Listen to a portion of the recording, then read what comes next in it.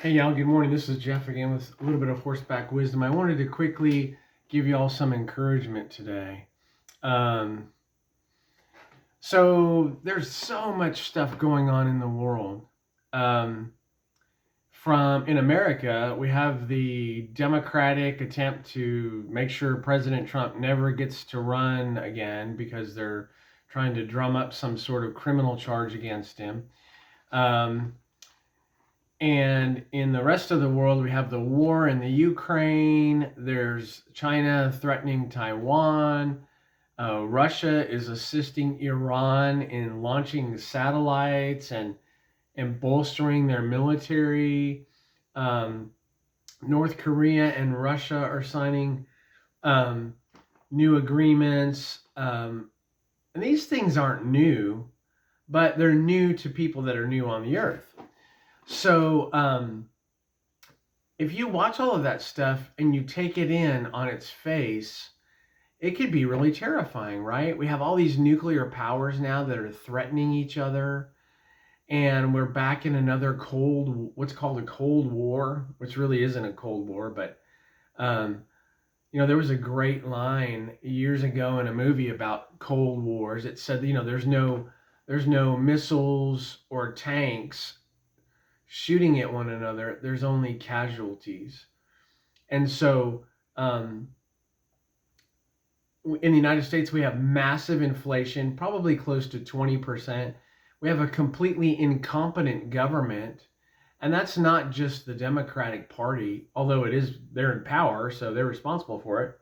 But this just didn't happen overnight. It's the entire government. So, what are we supposed to do as believers when this kind of stuff happens? Well, Jesus told us, folks, years ago, this Bible, not just this one, but any Bible, when I was a kid, I was taught an acronym for BIBLE. It stands for Basic Instructions Before Leaving Earth. And that's true. Whatever you need is in this book.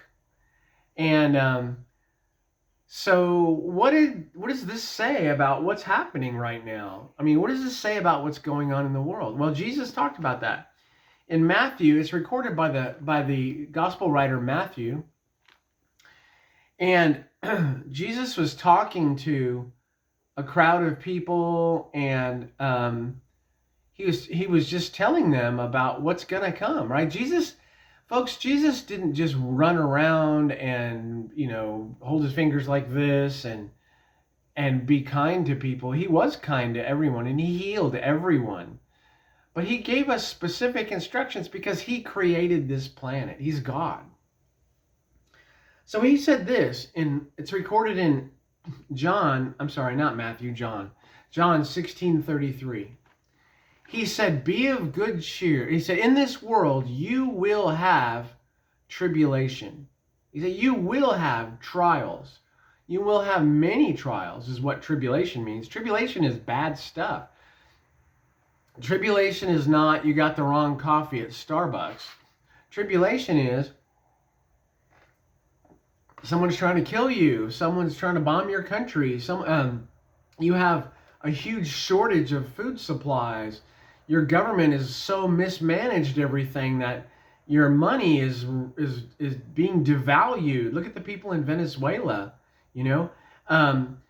So Jesus said, "You will have tribulation," but then he goes on to say this: "Be of good cheer, for I have overcome the world." That's what Jesus said. Jesus said, you're going to have these difficult things. You're going to have trouble. You're going to have sickness. You're going to have governments that are just completely stupid. This isn't new on the earth. It's been that way since time began. Anytime you have people, you're going to have a mess. Doesn't mean it has to be a complete mess. Doesn't mean we shouldn't be active and try and fix it and make it right, or accept it.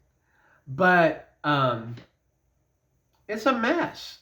But Jesus said, "Be of good cheer, for I have overcome the world." Let me tell you a quick story about that, and then I'll let you go. But read that, John 16:33. Be of good cheer. Basic instructions before leaving earth. So, years ago, I'm in the parking lot of a grocery store, H-E-B. And I'm walking to the store, and a man in a business suit starts approaching me. Now, if you're walking to a parking lot of a store, someone's approaching you, could be a good thing, could be a bad thing. And I'm kind of naturally skeptical because of my military training and some other stuff. But so this guy walks up to me and he says, "Excuse me, sir," and he has a Spanish accent, a Latin accent, but he's very well spoken. He says, "I don't know even what to say to you. I'm so embarrassed to do this, but can I ask you a question?" And I said, "Okay." He said, "My family and I are here from Venezuela, and we are waiting for your government to do some things for us, but we've run out of money. And you just look like somebody who I might be able to ask for help." Well, I'm thankful that the Holy Spirit makes me look like that. So I said, "Okay, what's going on?" And he said, "Well, I'm a doctor." Or he said, "In Venezuela, I was a doctor. I was a pediatric surgeon. And the government came in and took my clinic, took our apartment, and took all the money out of our bank. And I had $3,000 saved in a place in my apartment. And we grabbed that money and we were able to run and use that money to come to America." He said, "But I'll be honest with you, I made some very poor decisions about what we were to do with it. And instead of it lasting several months, it's only lasted 1 month." And I said, "You were a pediatric surgeon?" He said, "Yeah." So I said, "Okay, let me ask you some questions." And having a medical background of sorts, at least a research background, I started asking him some questions that only a pediatric person would know, or only somebody that had a medical background would know. I asked him some genetics questions. I asked him some questions about things like statins, angiotensin, and some other biochemistry stuff. And he answered every question like that. So either he was the world's smartest homeless guy or he was telling the truth. So anyway, I said, "What's going on?" He said, "Well, I've applied for a medical visa here, but they're just taking a lot of time." And I said, "Have you gone to any of our agencies?" And he said, "I have. And they're waiting on, because I'm waiting for a medical visa, So anyway, I said, "Okay." I said, "Well, let's do this." I said, "I believe you." In the Spirit of God, I asked the Holy Spirit, of course, and Holy Spirit said, "Yeah, this guy's legit." So I said, "Let's go get a cart and we'll go in the grocery." So anyway, we got him some groceries, him and his family.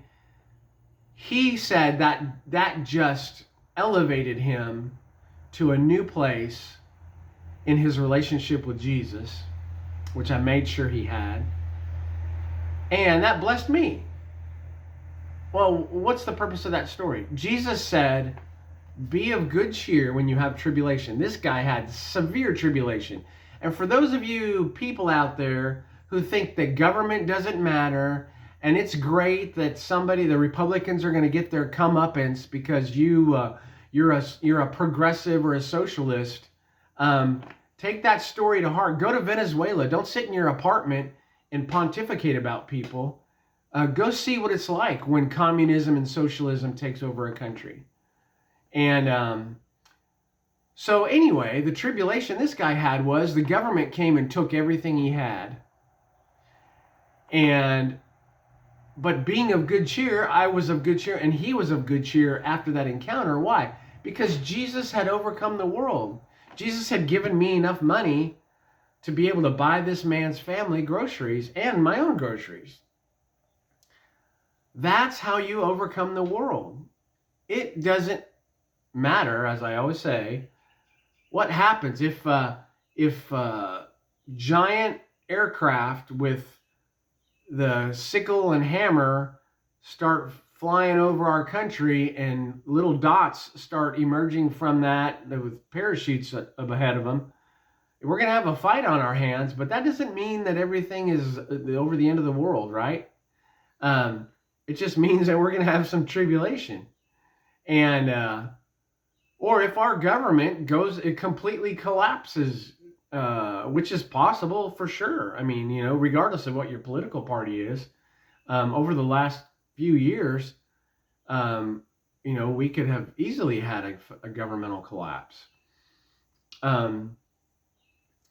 That's tribulation. But be of good cheer. Why? Because Jesus has overcome the world. So, John 16:33, read it, apply it. Remember, basic instructions before leaving earth. This is the first thing you should pick up when you have tribulation. Love you and be blessed.